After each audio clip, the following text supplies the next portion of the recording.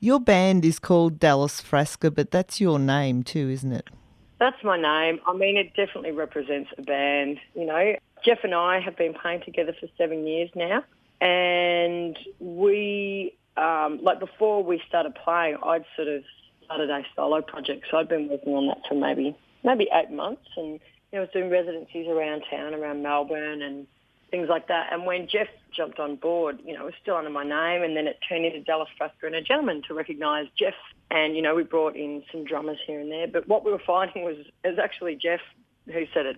On festival bills, Dallas Frasca and a Gentleman was just way too long, to write. And generally the writing would get reduced. So he said, get rid of that bit. And, it represents the band. But, yeah, it is my name as well. Well, it is a great name for a band. It's a perfect name. It's a very odd, weird name, isn't it?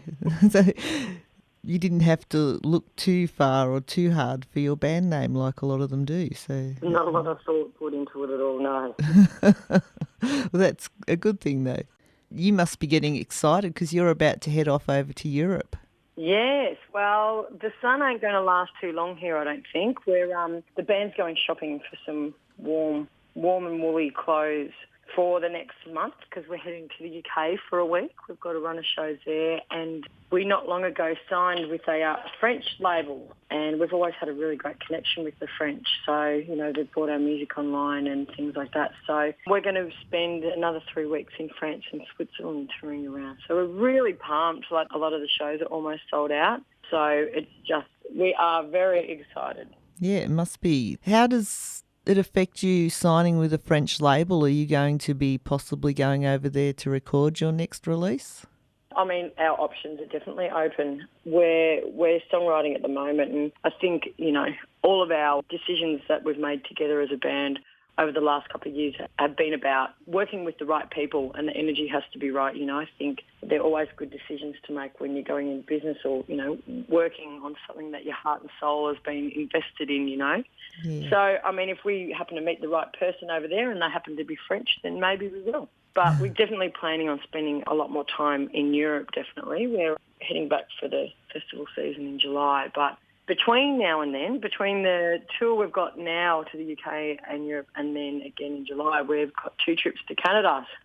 Yeah, Pretty hectic right now. Actually, you're coming back to Australia to do a show and then going back to Canada and then coming back to Australia for another show. Yes. So you're going to be racking up the frequent flyer points. Oh, can you imagine? They are definitely racking up. There is no doubt. Yeah. And you've just released your second album last year, which is called Sound Painter. Mm-hmm. Been a very, very busy year. The band and I spent almost 2 years songwriting for this one. I think we had this, I definitely had a big moment about 6 months before we went to New York to record it. And I get to see Jeff Curran, my guitarist, play in front of me whether it be in the tour van or sitting on the couch or wherever. Like, he's constantly playing and he's such a phenomenal guitarist. And I just had this moment where, I just felt like audiences were only seeing 10% of what we're musically capable of. And I think in the past we'd always really concentrated on bettering our live performance. So it was very visual where a lot of our energy was being poured into. So we ended up stopping and taking a big chunk of time off, and we found a drummer who we wrote the album with, and Pete McDonald, he's a wonderful guy. And we spent 4.5 months every single night working towards, these songs. We had almost 100 ideas and beat them down to 11 songs. And then we ended up, flying over to New York. Well, the first time we played All My Love on our radio show, people loved it. Oh, wow, that's really cool. Yeah, I think All My Love was one of the first songs that we wrote together as a band. And, you just sort of know when, I suppose, magic happens, or you get a feeling of something that you go, oh, okay, this feels really good. So, that song was like a benchmark for the rest of the album. We wanted to try and reach with all of the other songs. You're all excited. You're going to Europe. You've been signed by a French label, but the journey getting there, like you said, you spent 2 years writing the album, but then you toured to get the money to record it, and that was stolen from you at the Melbourne airport? Yeah, there's definitely been some challenges.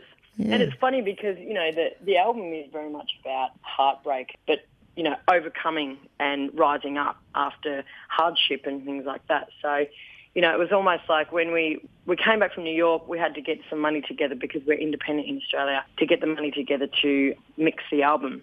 Mm-hmm. So it was almost like the album, all the songs of the album was continuing on. There was all this big thing set in front of us. And I think, I'm very fortunate to work with a really good crew who pick each other up when someone else is down or, whatever. But we did get the money stolen, quite a large sum of money. But our fans ended up raising $5,500 for us through the Possible campaign. So it's, there's a lot of them going on at the moment. And then after that, you had your album on a laptop and that was stolen too.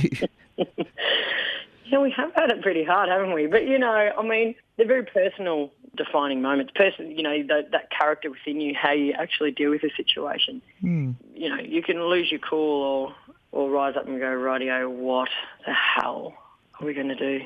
So we've got a good team. We've got a really, really, really good team. And I think, without these things, they're like these happy accidents almost. Other things wouldn't have come about. And, the film clip for All My Love, there's a love heart in it, a giant human-sized love heart. And my guitarist ended up making that love heart for me after the money got stolen, to surround the band with love and, it's okay because I'm inside a paper mache love heart. He actually made that to cheer me up, and it was just such a beautiful gesture. And we ended up going all around Melbourne. We had, there's footage of when we were in New York as well. But yeah, that's what we ended up putting together. I ended up editing and directing my first film clip ever. The whole thing cost us $3.47. The flower and the phone application that we downloaded, and we ended up making it ourselves. And the song ended up coming third in a international songwriting comp. Against 16,000 entries too. Yeah, it's just, it's been a really amazing year. And, it's funny that a little love heart that my guitarist made me to cheer up when the song that we wrote together as a band could open so many big doors in Europe for us. So it's been, definitely worth the journey that we've been on. Well, I did watch that video online last night, and I do remember seeing it on Rage a few months back or something. Yeah, yep. It's been on Rage and Channel V. It's been, which is really cool that they support independent musicians on those big kind of TV stations. So it's been really great.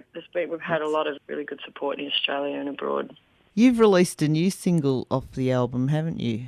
Yeah, we've released Anything Left to Wonder, which is basically a live clip of us. We did in Brunswick at Tetra Studios, some friends of ours down there let us have the space for the afternoon, and it was hectic and crazy and fun. So it was just a bunch of fans and friends that we got together and threw together in this warehouse space and just went nuts. Also, One Man Woman has been released on radio in Australia, but we are not far off. Maybe if we're going to have another clip out for that.